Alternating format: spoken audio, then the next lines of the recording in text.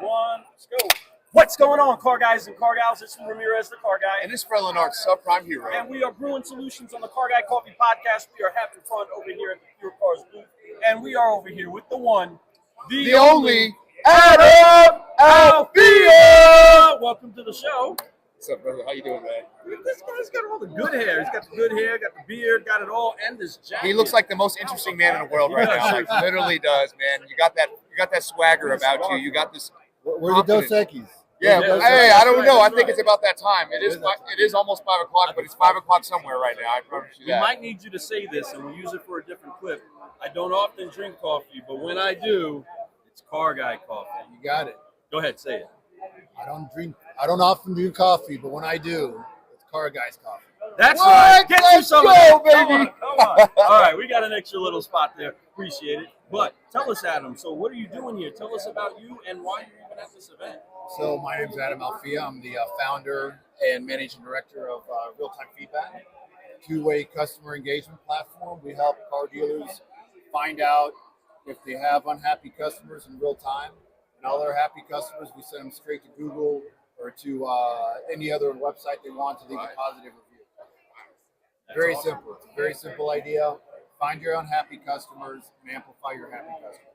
No doubt about it. You know, yesterday we were in the V20 group and Wes was there. He was talking about your product and how excited he was about your product. And I love what you said. It's very simple, but yet it's perfect. And a lot of people are just completely oblivious to doing something like that. Being able to have your customers communicate with you at their level when they want to, at the moment that there is an issue, be able to even just hit a QR code, just be able to go, boom, here's what I see over here in this bathroom. Boom, here's what I see in the snack bar. Boom, why is my car taking so long? To me, that's pretty powerful as a consumer, but as a dealer and as somebody who's an advocate for dealers to be better, let's be better. Let's get that information real time. Let's get it right at that moment. Let's get them communicating. But one thing I love that Wes said that I think is going to be the curveball, but I also think is for you aggressive dealers that are really wanting to do something different, is you have to respond to those things. They can't just do this, say, hey, there's an issue and nothing happens.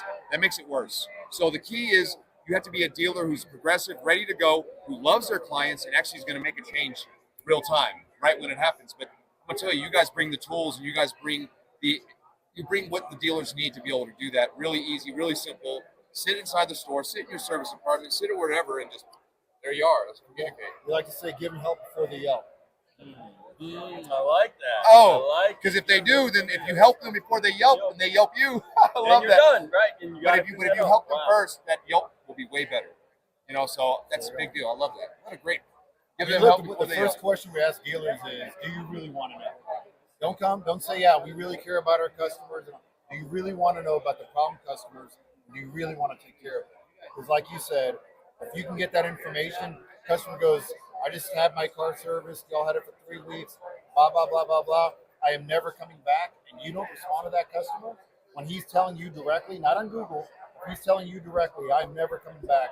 And somebody doesn't pick up the phone or use our platform to message them immediately, hey, let me take care of you. It costs you so much money. A, bring that customer in your dealership. B, buy a car. C, come to you for service. Then they have a bad experience and you're not doing anything about it, and you're just burning money trying to get new customers all the time. It's much cheaper to keep a customer than it is to find new customers all the time.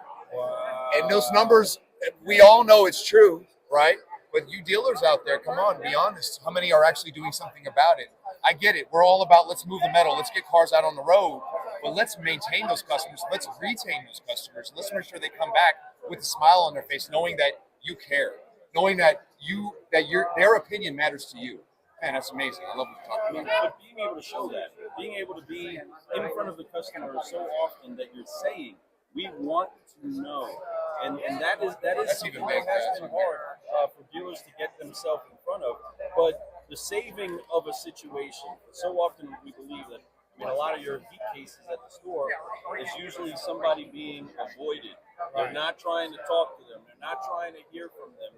They're delaying the phone call. Salesperson is on top of them until they buy. When they're gone, it's almost like they lose their number, right? Relationship's over, one night stand type of flow. What have you seen be some of the excitement that dealers have had, knowing that they can get ahead of their problems and they can actually feel and hear directly from their customers, even if it's not being filtered to them through the people. So, we have 3 different ways that we engage with customers. The first one is, as you mentioned, the QR codes in the dealership, in the service department, etc.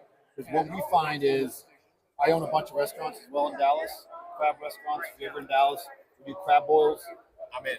So what we used to find out is even when the manager goes to every single table, hey, I'm the manager here, how's your experience? People say, oh, everything's fine. We find out that fine is another 4-letter word. Fine is not great. Right. So customers that actually, yeah, everything's fine, and then leave us a 2-star review.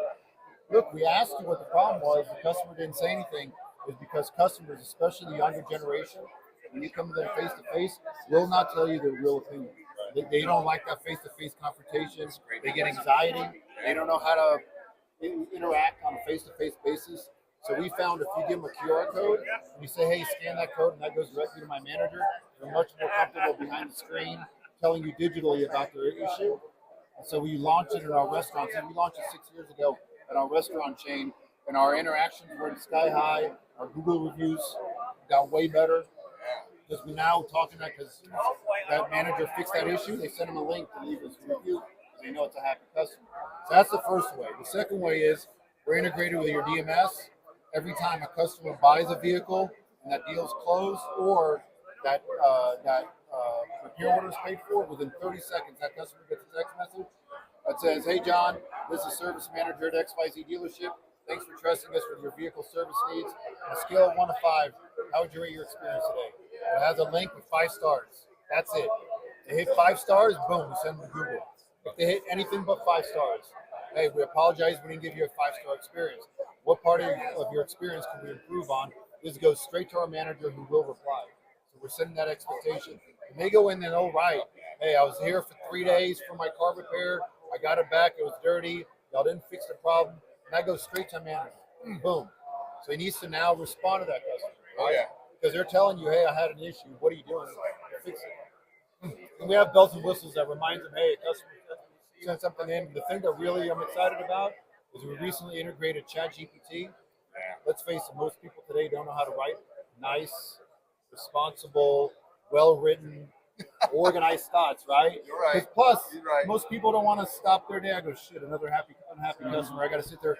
So we integrated AI that looks at that customer's issues and it will write you a nice, well-written response addressing every issue. And then you can still edit it, but it gives you a really nice starting point. So now you can go in there, goes, hey, I put $20 in your account.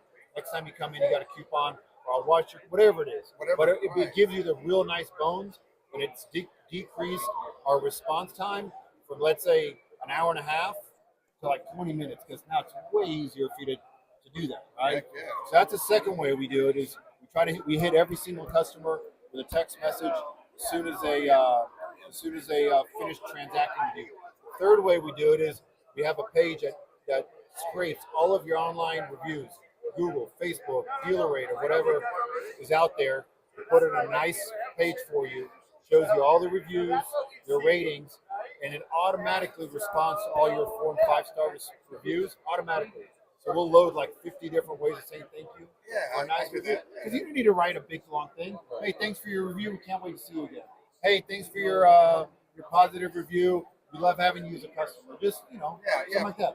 Great salutations to be able to push off. Right, that's 4 and 5-star. Now 1, 2, and 3, you got to respond on your own. But we have AI built into it as well that it writes a nice response to that review where you can just look at it, make a couple edits, boom, send it off. Man, I mean, so we're making it as easy as possible. You still have to interact with it. This is not autopilot. People, you have to do the work.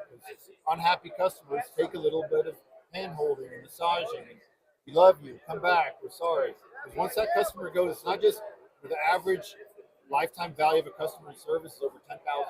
Yep. That's just one customer. That does not include all the people that they tell about. And I just picked up my car. They had it for a week. My check engine light's still on. Imagine, because people are calling you. You're on your phone. Yeah. People are calling you. Hey, what's up? Man, I just picked up my car at XYZ dealership. Those bastards had my car for a week and still not fixed. How many people are you telling about that experience? Everybody.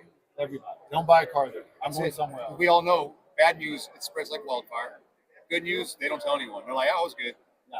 So you have to do something. They have a thing called the customer service paradox that says if I'm an unhappy customer and I tell the company about it and they do fix the problem in a satisfactory way for me, I become more loyal as an unhappy customer that became a happy customer, Right. more than a happy customer that never had an issue. Bingo. Became more loyal because everybody's going to have a problem. The room for improvement is vast amongst all of us, and even in our service, as good as we all want to do it, a customer's going to see a perspective that maybe they're not happy with. But if we don't respond, it's over. But if you respond, like you said, a lot of times they become even more loyal because the average salesperson, the average dealership doesn't respond, or they keep pushing it off to somebody else, and no one ever gives them a pure answer or even apologizes. So being able to respond quickly on when they want it, being able to communicate and get the information from them at their pace, not with the manager in front of them. Like you said, they may get a little gun shy and just be like, no, everything's fine. When at the end of the day, we all know it's not. Just like our wives, right? Hey, honey, you okay? I'm fine. No, but seriously, what's wrong? No, seriously, I'm fine. No, you're not. I know you're not fine, right? It's no different. So you got to pull it from them. But you know what? It makes me want to send my wife a little text message. Hey, on a scale of 1 to 5, are you sure you're fine?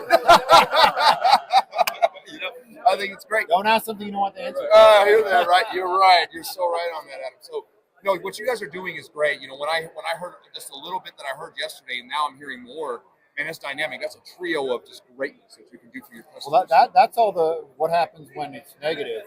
So all the happy customers, so 90% of your customers are happy. Those 5-star reviews, those 5-star ratings that you get, as soon as they hit 5 stars, we're sending them to Google directly. Yeah, sweet. I love that. On average, our average dealership that does maybe 400 or 500 ROs a month is getting 100 5-star Google reviews every month. If you're doing like 1,000, you're getting 200, 250 5-star Google reviews every single month. Matter of fact, we went to a show in Orlando, 3 weeks ago, and we were looking for seafood restaurants around us. There was one seafood restaurant that was 4.4 stars, like 2,600 reviews. Another one had 4.3 stars with 1,000 reviews. What do you think we went? Not 0.1 star. Oh, makes a difference. And all those reviews. A lot more. I'm the same way. Even on Amazon, when you're buying something on Amazon, something's 4.3 stars versus 4.4 stars, I'm buying the 4.4. Especially if they got a lot of reviews. It's one of the first things I look for is a lot of reviews. And then I know that the product's been out there. It's been all over the place, so there's going to be good reviews in there. And then I go back and review them. I look at the number like you said there. And if you don't have any reviews, I don't shop with you. So now, the world is way more dominant. So Google looks at 4 things when they rank you when somebody goes XYZ near me, let's say car dealership. We look at A, how many reviews you're getting. B, what's the rating of those reviews. C, are you responding to those reviews? Because those are just important. And lastly, how fast you're responding. So Google says if I'm putting out a platform for customers to give you their opinion about you and leaving your remark and you're not responding, you don't care about Google customers, Google doesn't care about you. We're going to rank you lower in those rankings because you're not responding to your customers. So it's really, really important. It's amazing. We have a thing called Reputation Scorecard. If anybody wants to check theirs, go to checkmyscorecard.com. You can put in your business information. It'll give you a scorecard of what you look like online. Checkmyscorecard.com. And when you do that, it's awesome. It'll give you those 4 things. How many reviews in the last 6 months? How many reviews you got? The ratings of the reviews. What percentage of customers you're responding to, and how fast you're responding. He just gave you guys a free tip that you can go out right now and score yourself. Know what you're at. You're actually not going to score yourself. They're going to score you, so you can get a true scoring of where you can get better. And when you see those things, there's 4 different metrics that they're using. Figure out which one you need to work on. Work on that. Fix it. And then guess what happens? You're going to get further up in page. You're going to get more opportunities, and more people are going to see you when they type in the kind of product that you have. So that's a great tip, man. I think you for sure. Now I need to look at it. One thing that dealers do a lot when they first open up their dealership is they do a Google review page for Google My Business page for their dealership and for their service center. And then one thing they don't do is send people to their service department website to leave reviews. So now you got one dealer site that has, let's say, 1,500 reviews, great reviews, and then their service department, which is a different page, has like 4 reviews. Right. So when people are looking for car service, it goes, oh, this place has 4 reviews. Because dealers forget that they have that service page and they're not sending anybody there. Yep. So what our platform does is, if you bought a car and you get a text message from our channel for that car purchase, we send you the main site. If you got your car serviced and then you got a text message for your service, we send you to the service site. Also, they can get that rating up more, obviously have more quantity and quality. I just ran a dealership this morning that had, in the last 180 days, 1 review. 3 stars. Wow. No way. Because if I call up the gym because we have their sales side. I go, hey, do you see your service department? There's no why. I go, man, you guys got 1 review. Man, I had no idea. No, they didn't. They don't. You know what? I can see how they could oversight that because they have so many on the sales side. They think that it means it all covers all bases. When you're right, when somebody types in service or whatever they're looking for when it comes to their vehicle being service and fixed ops, they're not typing in sales or that. They're looking at a completely different page. And that review is going to make a difference. So you got guys, gals. I mean, I'm telling you, if you're out there and you're not checking out both those sites, that's 2 free tips he just gave you. You can get scored and you can need to go in there and see what your reviews look like on both sides of the house because it's super important. Because I'm going to tell you, as this crisis happens, they call it with the UAW doing all this stuff, right?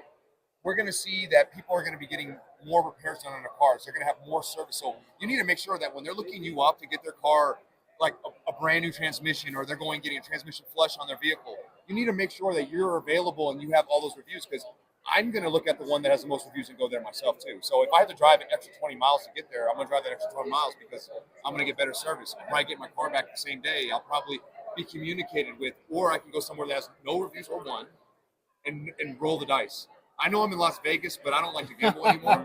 So I'd rather not gamble with my car and with my time.